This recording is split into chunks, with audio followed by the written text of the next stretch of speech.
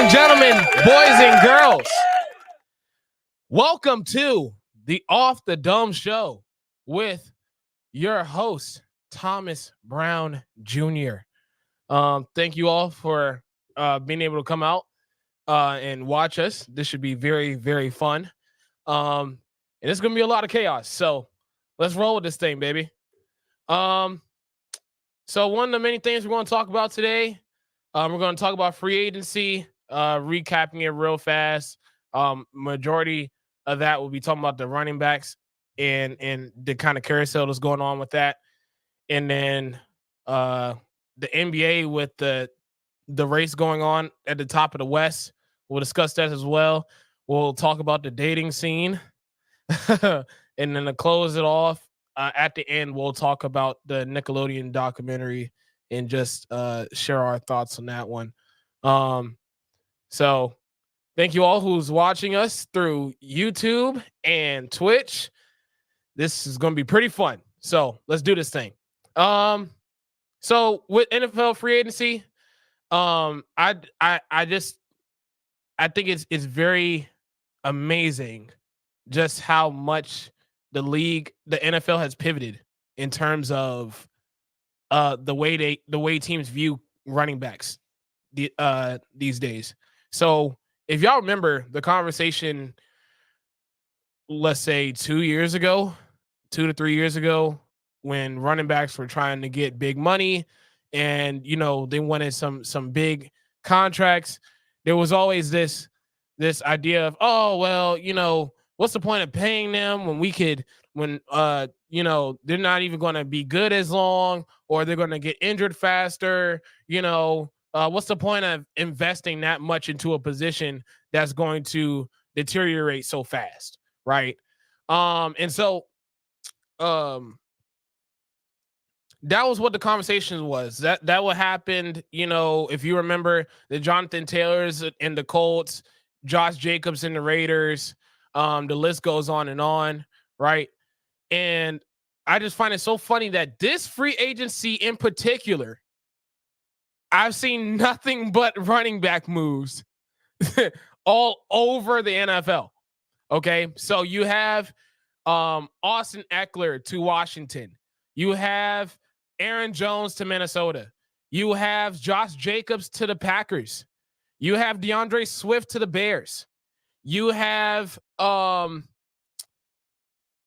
you can even go to a lesser extent, or not even a lesser extent, but how about Derrick Henry to the Ravens? A lesser degree being a Tony Pollard to the Titans. The list goes on, and I just find it so interesting that it didn't even take long for the league to pivot and say, you know what, running backs are important. Maybe we should get a whole lot of talent in our running back room, because if we don't have it, we're not going to win a whole lot of games. And I'm going to put that responsibility. The reason why that pivot has transpired is because of one player and one man, and that is Christian McCaffrey. Okay. Because he embodies the entire perspective on that. The Bears slipped their offense completely, setting up their QB1 to shine. Yeah, we're going to get to that in a second, because I think what they're doing with up in Chicago is very interesting for sure. So Christian McCaffrey, if you remember, when he was in Carolina, he was putting up a lot of production, but there was questions about his durability. He was getting hurt. There was an injury history there. And then there came time for him to get paid. There was contract talks that was going on. And basically what Carolina was saying was, hey, we're hesitant to pay you because you're not on the field as long.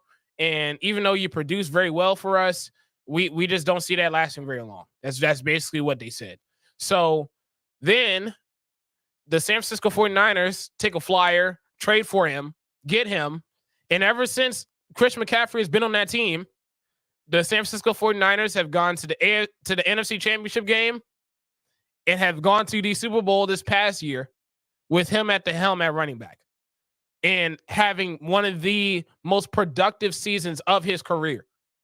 This is the same guy that not even that long ago was talking about how durable he was, how much of a question mark that was, and how much, you know, uh, how much of a lack of investment it would be to pay him. Now he's making everybody look foolish as the NFL's best running back. So I just find that very, very interesting that that the running back carousel, if you will, is the way that it is. So to follow up with that, let's talk about Chicago. And I ain't gonna lie, man. I've never seen a first overall team be so set up for success for the following season in my lifetime. So shout out to Ryan Poles and the Chicago Bears in the front office.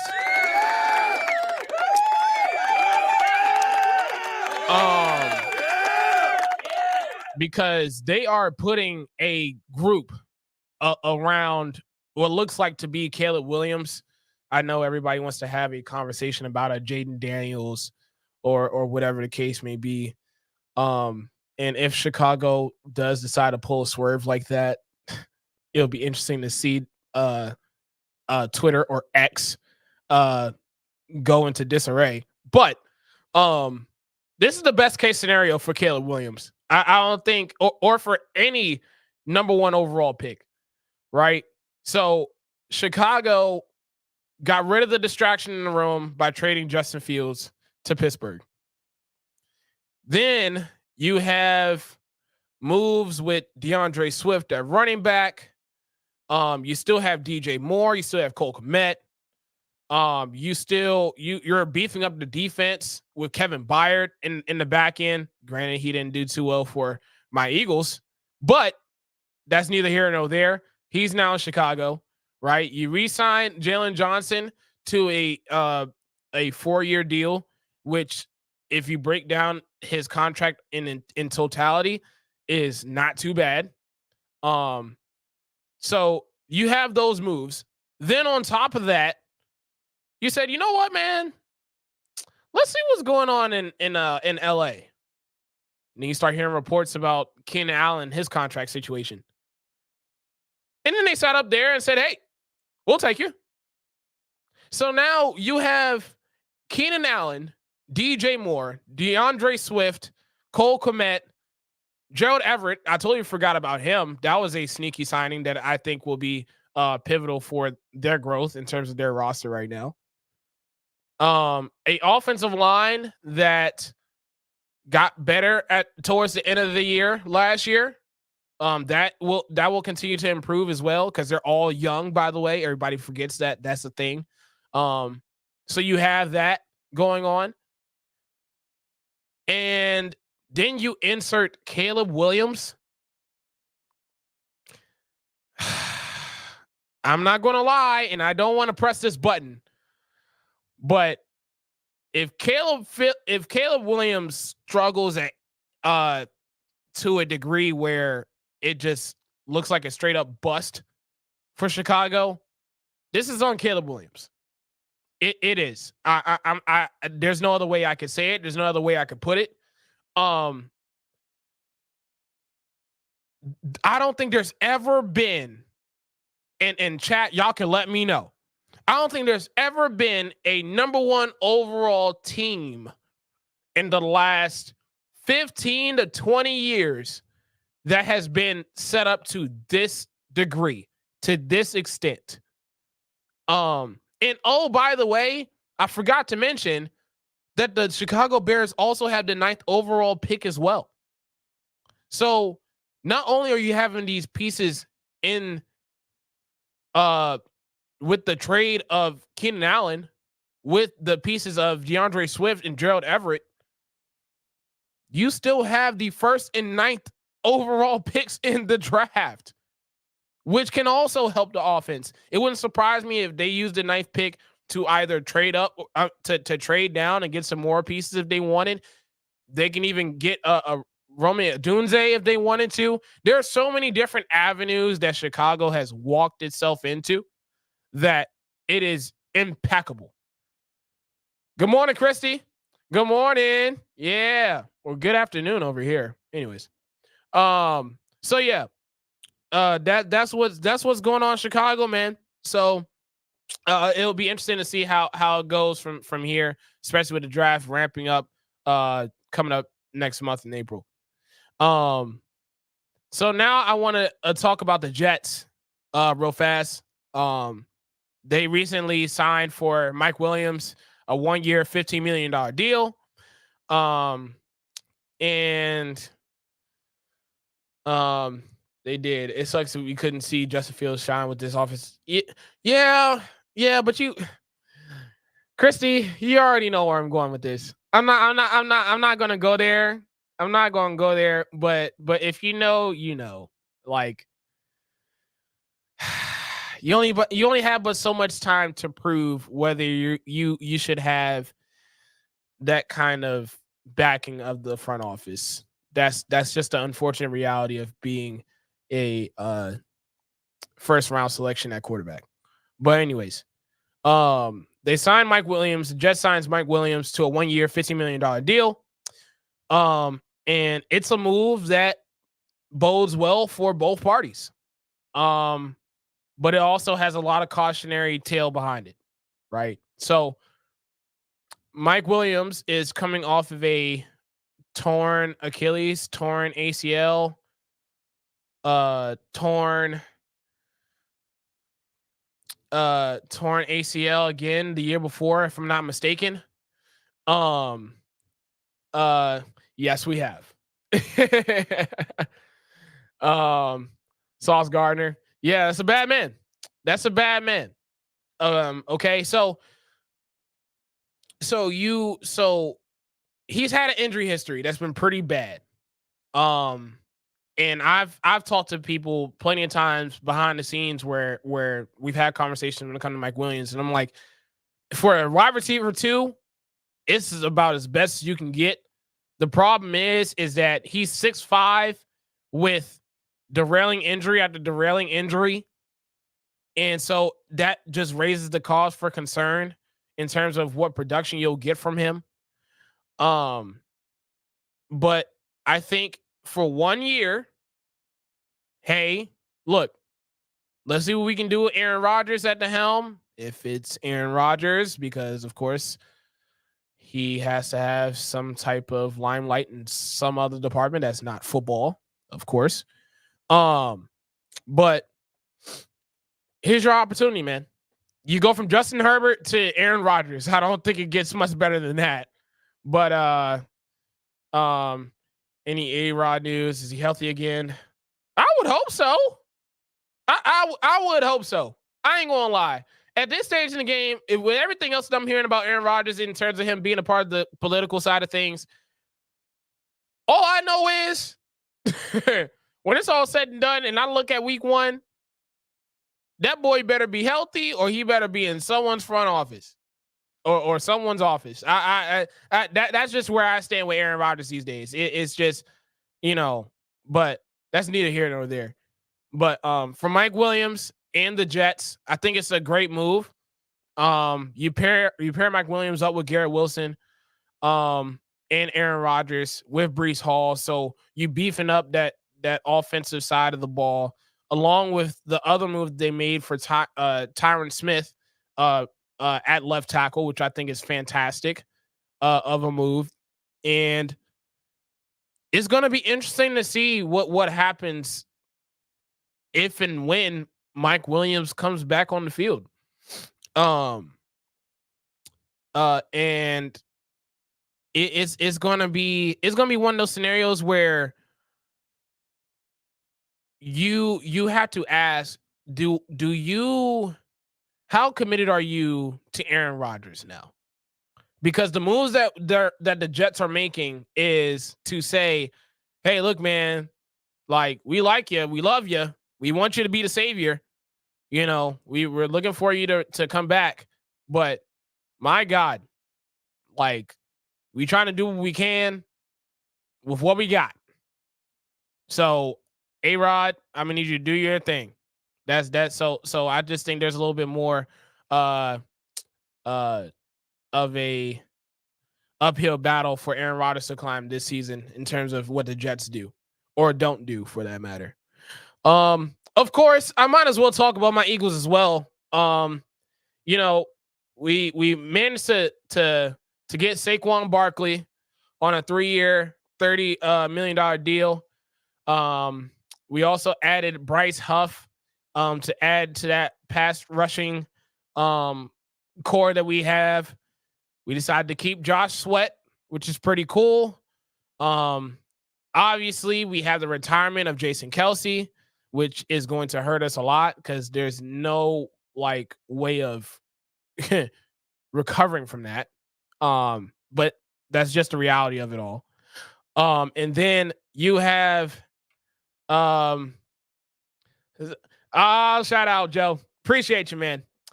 Appreciate you. It's awesome. Then you have you know, you have Landon Dixon. We signed him to a 4-year extension. So our offensive line is still great. And the list goes on and on. I think what Philly is doing right now is impeccable.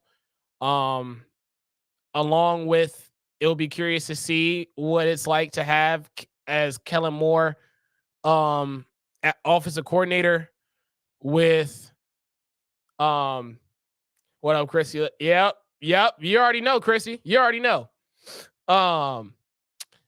You know what he does at offensive coordinator, because Brian Johnson and what he did to our offense last year was straight up abysmal. In other words that I cannot use for the national airwaves that are not age appropriate. That's how bad the offense was for Philly last year. But you have Kellen Moore. You bring Kellen Moore in as offensive coordinator. You have Vic Fangio on defense, which was also horrendous. Man, we just sucked all together towards the end of last year. Wow. Just thinking about that is just sad. Anyways, so you bring a lot of that in.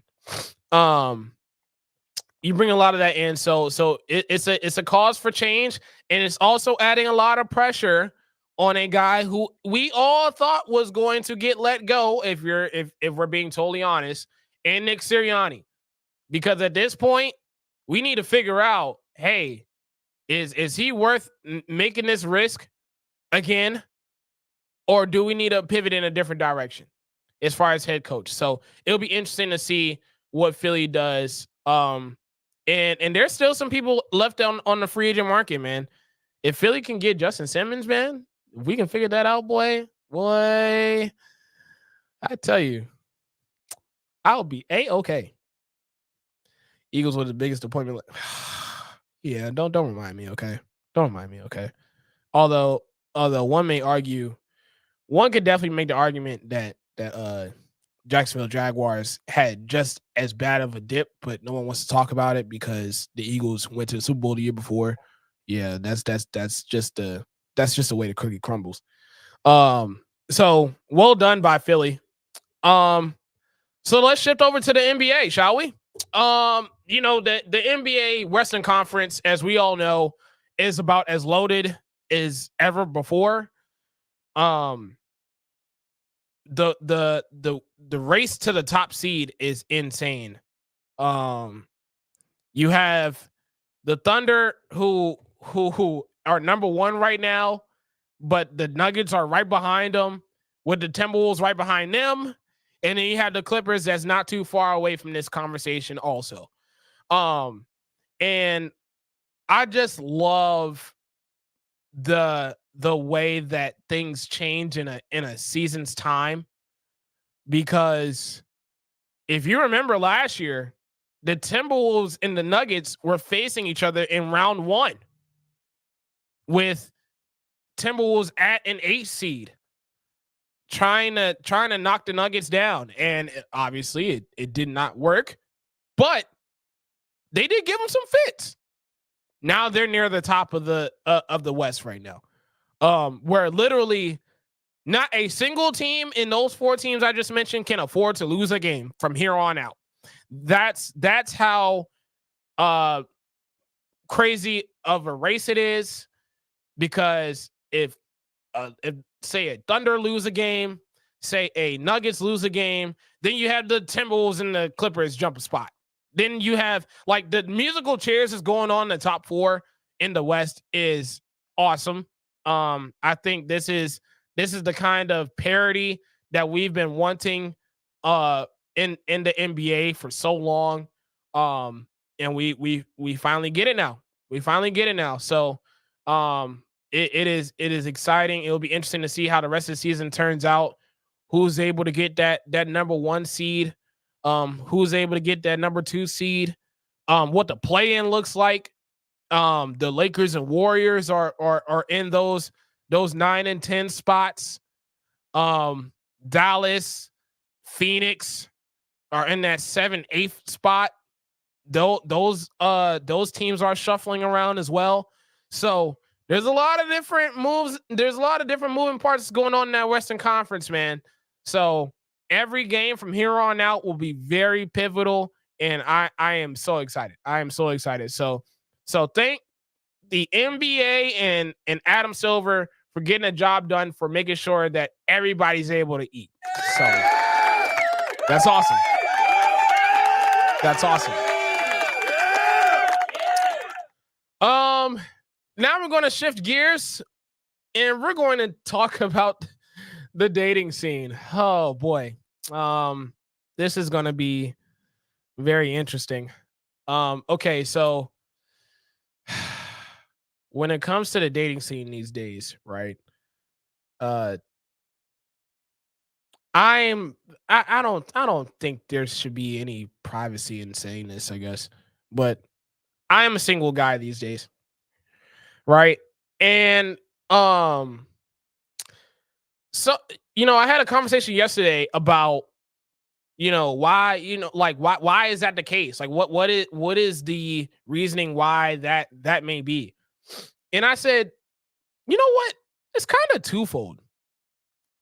It's kind of twofold.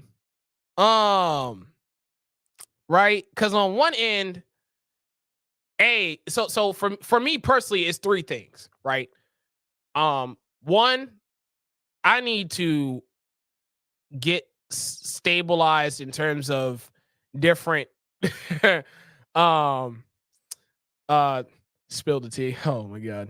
I guess I am. There's so many different parameters, right? In terms of having to be stabilized for that type of environment.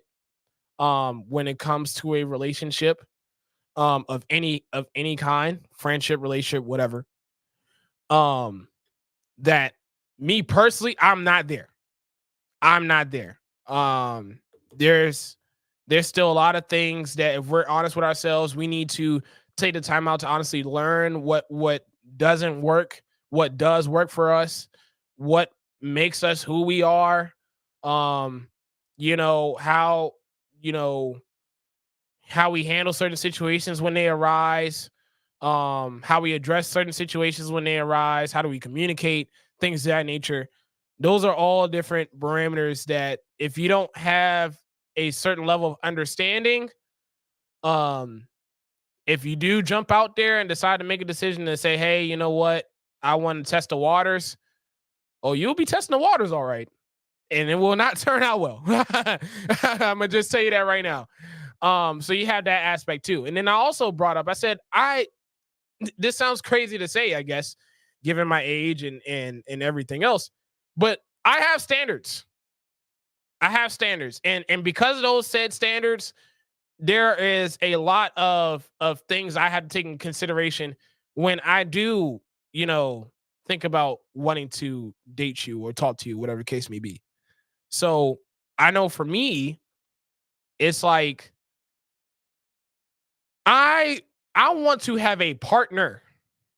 I have a partner. I want to have a partner. Don't give me the boyfriend, girlfriend type of vibe. Don't give me the having a whole lot of expectations on it. You should always have standards and boundaries. Right. So for me, I'm not going to just have anybody in my space, right? I'm not going to just allow, you know, to have anybody be involved in what I'm trying to do, because a lot of my standards is based around what I want to achieve, what my goals are personally, and being able to achieve that. So I want to be able to have a partner to be able to encourage me, uplift me, being able to continue to instill that belief that that is a that is a possibility. That is something that we can achieve and reach together, right? And vice versa. Like I want out shoot. Let me tell you something right now. Um, it's one thing to have goals and aspirations, but if we're not putting any work towards it, boy, we just talking for the sake of talking. I ain't gonna lie. I ain't gonna lie. We just talking for the sake of talking. So when I say a partnership, I want to be able to, for example, if you're doing hair, for example, or you're a nail tech, hey, every once in a blue moon, I may take the time out and be like, hey, you know what? Let me shout you out on my page real fast and see if we can get some connections that way. Let me talk to some people so that way we can boost each other up, because that's the whole purpose of us being in each other's space, is that we're able to achieve and accomplish a lot together, not in a singular sense. Um, and there's a lot of factors that go behind that it's like, as much as I would like to, want to talk to this person or want to date this person, whatever case may be, there are so many different layers behind that exactly. Thank you, brother. Appreciate you, Dave. My man. Co-host on the DK and Tree podcast. Check it out. Check it out. YouTube, everything else. That's my boy. That's my boy. But those parameters within itself, I'm not even going to get into, what preferences there are, what preferences you choose to have, what, how you want things to be, what the pacing is. I'm not even getting into all of that. What is the ultimate goal that we want to set for this type of environment, this type of relationship? And it's okay for it to be different, but it still needs to be in a space to where we both have a common goal still, which is to be able to build each other up. Right. So, and I'm not gonna lie, man.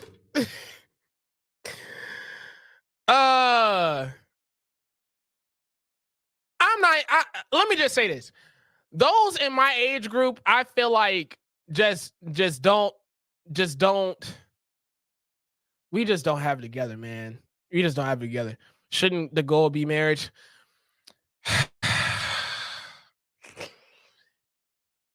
It depends on the timeline. It depends on the timeline. I tell people all the time, if you are in your early 20s, mid 20s, please think about the idea of, hey, this is what I want to spend the rest of my life with. Like, this is something that I'm very big on spending a lot of my time with, committing a lot of my time to. How old am I? Look, I'll play a game. How about this? How about y'all guess? I'll let y'all guess in the chat. That should be a lot of fun. But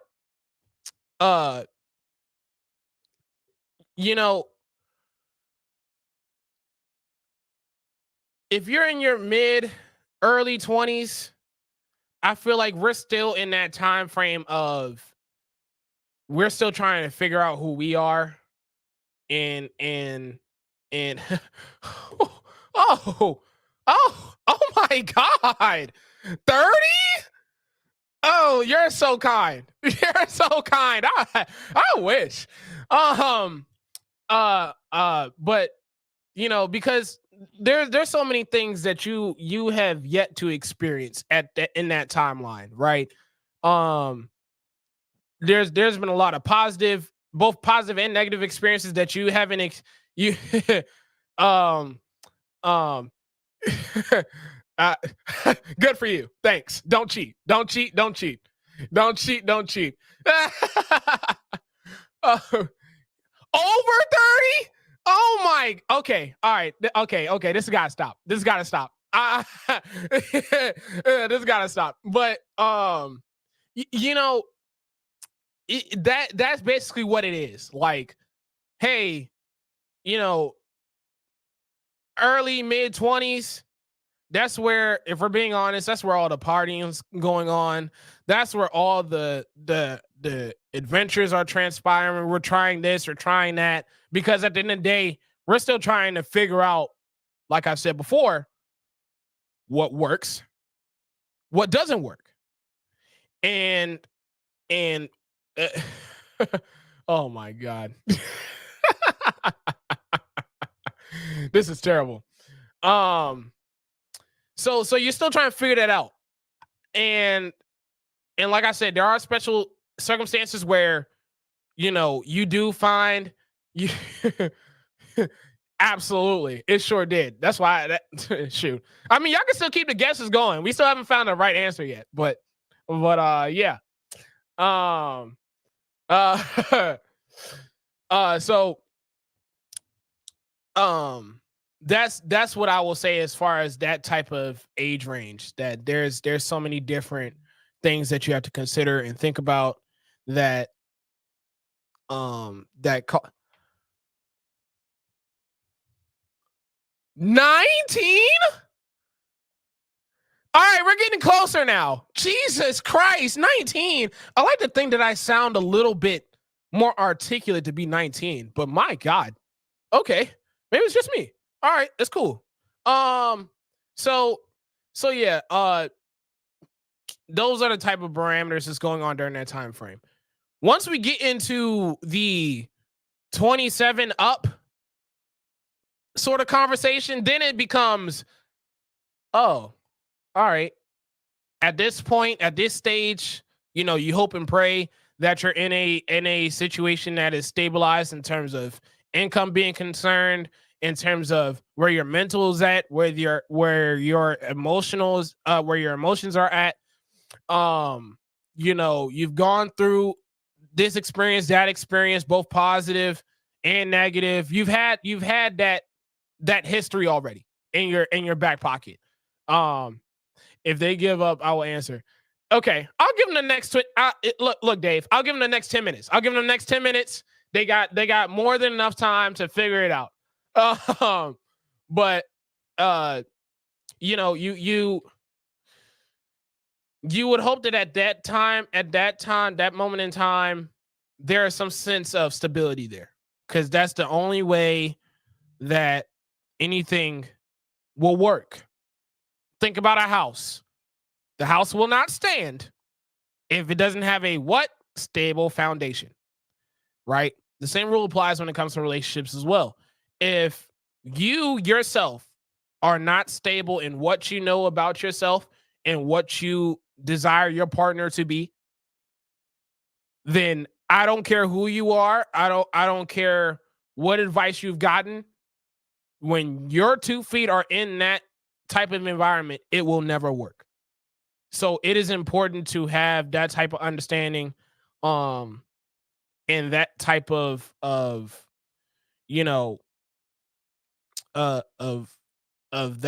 kind of basis, to where you could say, hey, I'm still working, I'm still learning. Obviously, you don't have it all together at 30.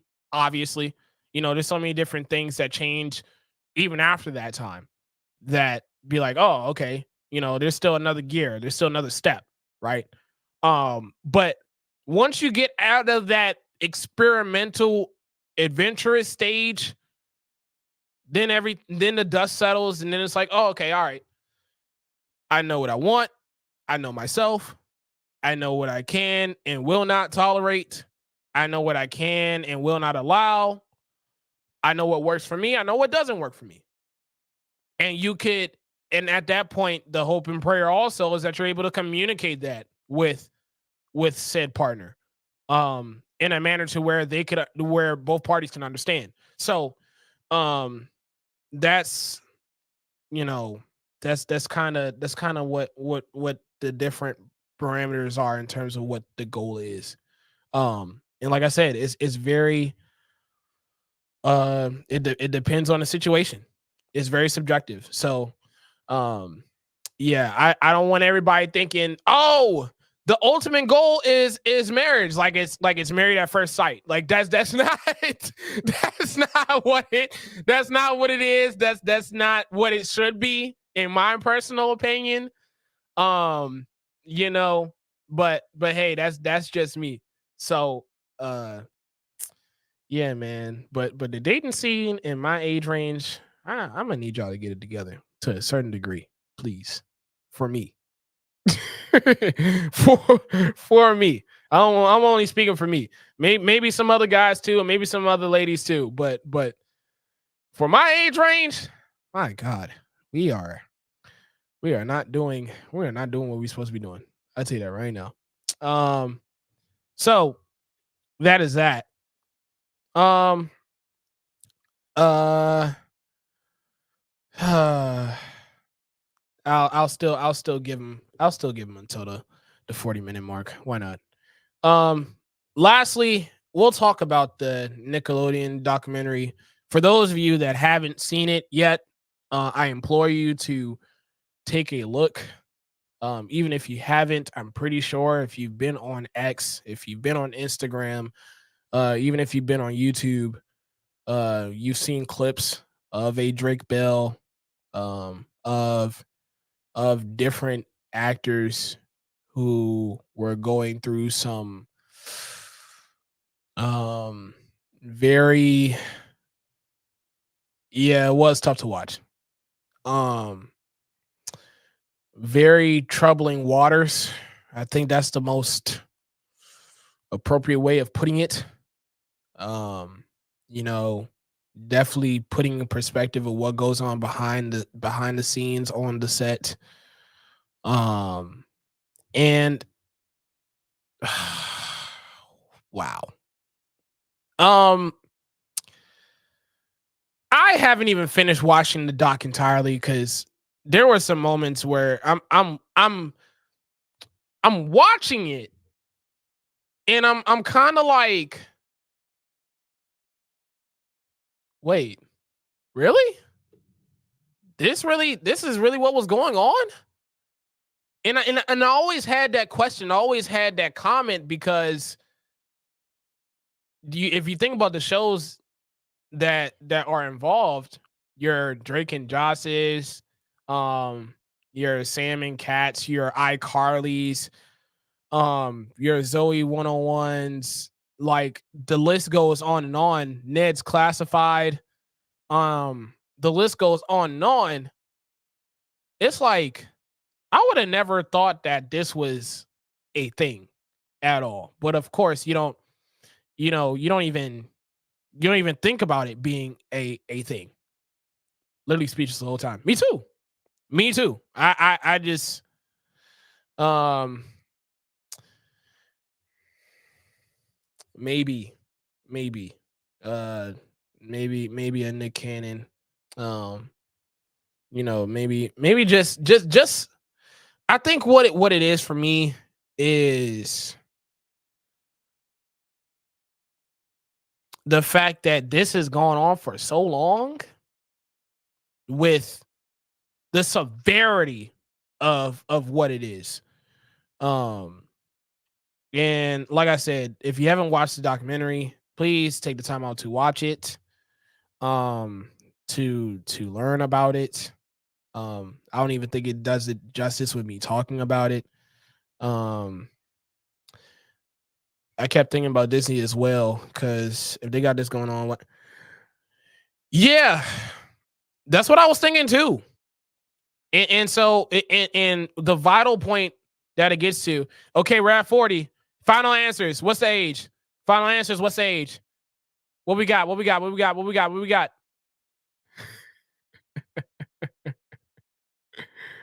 uh, uh,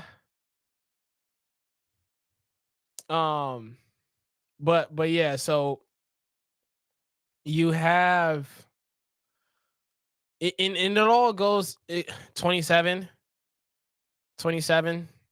No, thanks, but no. I wish. No, I don't wish. Jesus Christ. Nah, I said it out loud. I don't wish that. I want to be young forever. Anyways, um, it made me think about Disney too, right? And just the child actors all together. I think that's what is kind of put in a perspective for me because I want to highlight two things, right? The parents play a huge role in this, and I feel like no one takes the time out to.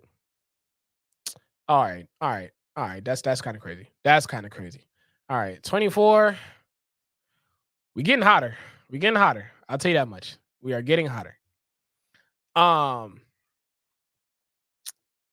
And the reason why I bring out the parents is because these are parents that made the decision to be naive in a sense, being oblivious to what may potentially be going on behind the scenes or on set even at times with their children. Like Drake Bell kind of puts in the perspective, right? Because it was almost like it was tolerated in a sense. And even when his dad spoke up about what was going on, about the whole touchy-feely thing going on, there was always some sort of excuse behind that, which it just never sits right with me. And I ain't gonna lie, given how severe everything was, the fact that none of the parents decided to call the police or decided to let the authorities know anything like at all, I think that's the most alarming thing to me. Like, so this is like y'all had an idea of this going on. Y'all knew to a certain extent that this was transpiring, this type of stuff was transpiring. And to the amount of people that were going through it makes it worse. And it was an extreme hesitancy to call the police about it, call them out on it. What was y'all afraid of? What caused the hesitancy? It's your own child. Speaking of that, I think what makes matters worse is that those parents also put those at the time 8, 9, 7-year-old kids in adult situations. I don't know what other way I could say it. Like in terms, like, I've never seen the concept of growing up too fast than me watching that documentary.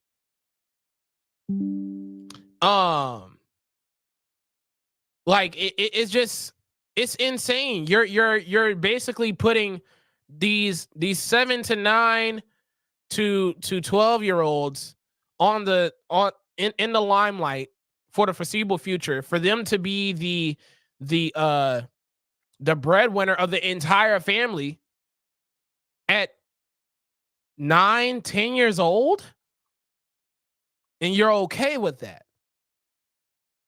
And the only reason why you were okay with that and you were okay with everything else was because y'all were stabilized, y'all were legit, y'all were straight, because your child is doing a great job acting. Not knowing, not taking the time out to say, hey, let me stop by the set real fast and figure out if they're actually treating my child the way they're supposed to be when I'm not around them, when I'm not supervising them. There wasn't a whole lot of effort with that. Um, and Dan Snyder, oh boy, Dan Snyder, my God. Let me just say this. When you have people touting you as a 60-year-old, 50-year-old, knowing what's best for 9-year-old comedy, which wasn't even comedy at all.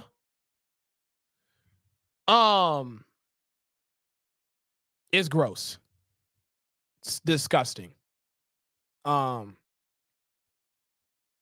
I still don't have the words to this day of how I honestly feel about that. Um, you putting, your fantasies on screen basically. And I was watching some of the clips that they showed of different episodes of different shows where that was put in the light. And me as a kid back then, I would have thought nothing of it. I was one of those kids that didn't really necessarily find it funny, but because of the live track right afterwards, it encouraged an audience of kids to laugh, not putting in perspective of what exactly they are watching, what they're laughing about. And it's just really sad to think about, because now we're in a position now where, kids are exposed to so much more worse things on social media that, you thought that they were, um you would think that the way that it is now, oh, they're just, someone's always watching, someone's always watching their phone, always watching what they're doing. They have to now, because stuff like this comes out. Now the whole child actor scene, oh, you can forget about that for basically forever. Cuz this has been going on. This came up to light. I want y'all to understand this. This came up to light in 2024. This documentary came out in 2024.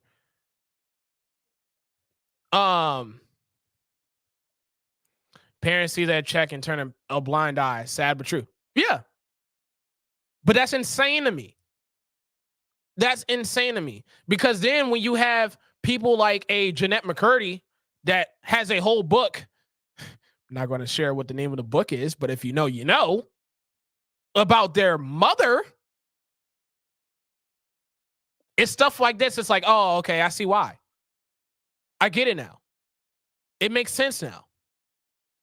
So this documentary came out this year, 2024.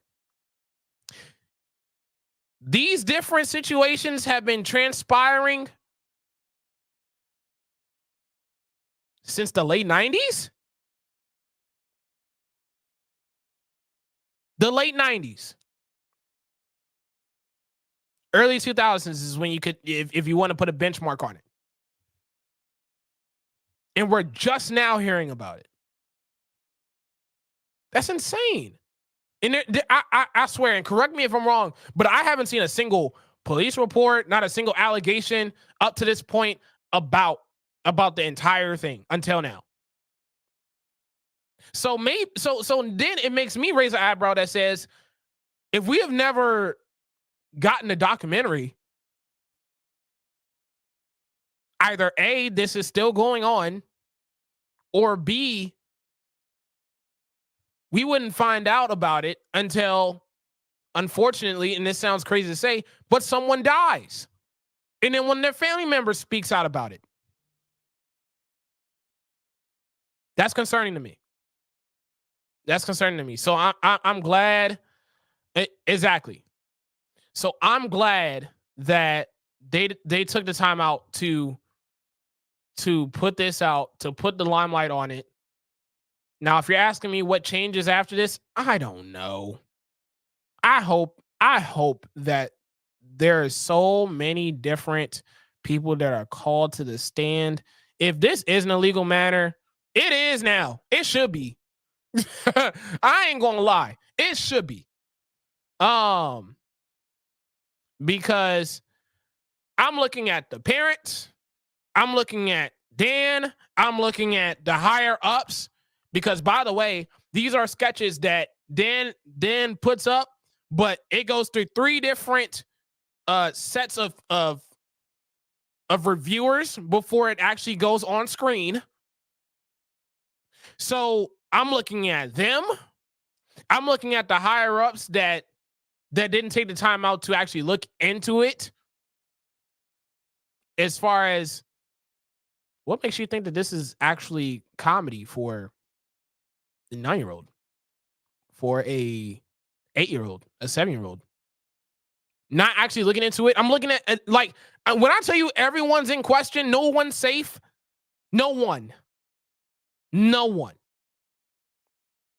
the fact that we're even having this conversation just puts in the perspective of just how careful we should be when it comes to the entertainment that we consume, what we choose to watch, what we choose to have our kids watch. And it sucks because we shouldn't have to micromanage to this extent, to this degree. But when stuff like this comes out, it really does put into perspective. And as a parent, the last thing I want is that I saw all this transpire and I still chose not to do anything. So that's just my thoughts on the documentary. Like I said, if y'all haven't seen it, please take the time to watch it. It's on HBO Max. So just take the time to watch it and learn more about it because it is insane. We are about to wrap it up, man. This has been a tremendous show. Shout out to everybody that's been able to comment and view this thing.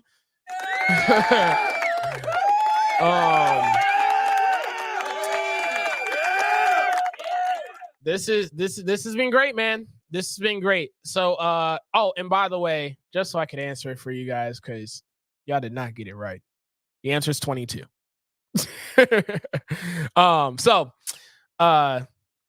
Thank you so much for watching the show. Thank you so much for commenting. Again, like, share, and subscribe, and push that notification bar on YouTube, on Twitch. Let me see. Children industry is gonna for sure decline, and we're probably going to see the end of a lot of what? Probably. Please. If shoot, you see the decline already.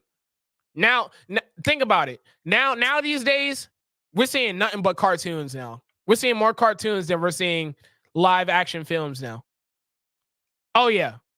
That's going to become a thing. Trust me on that. But again, man, thank y'all so much for being a part of this episode, this debut episode of Off the Dome. I'm throwing hands. As you should. So we're going to be doing this every week, man. Every week. So be on the lookout for the next episode, because we're gonna keep them pushing. And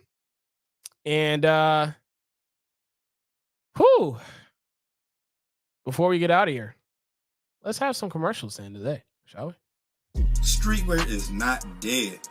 The next wave of black fashion comes out of the Bronx, New York. Rich Kid Clothing, picking up where FUBU, Rockaware, and Kyle Kanai left off. Rich Kid, is for the next generation of Get Fly fashion heads. Use promo code MELLOW23 for 15% off your next order. And for orders over $100, there is free shipping. Again, use promo code MELLOW23 for 15% off your next order. All right. Oh, you thought it was done? No. In 2006, we founded Yeti Coolers with a simple mission: build the cooler we use every day if it existed.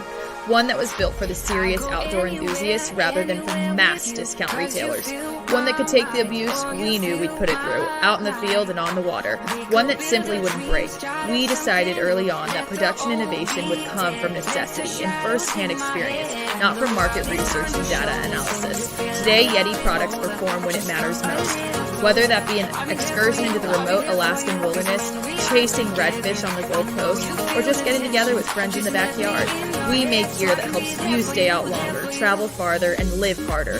Hashtag built for the wild. All right, y'all. So thank you all so much again for tuning in and watching us, man. This is going to be every week. So, hey, this is going to be a lot of fun, a lot of chaos. All right. So this has been Thomas Brown Jr. from Off the Dome signing off. And thank y'all so much. Let's go!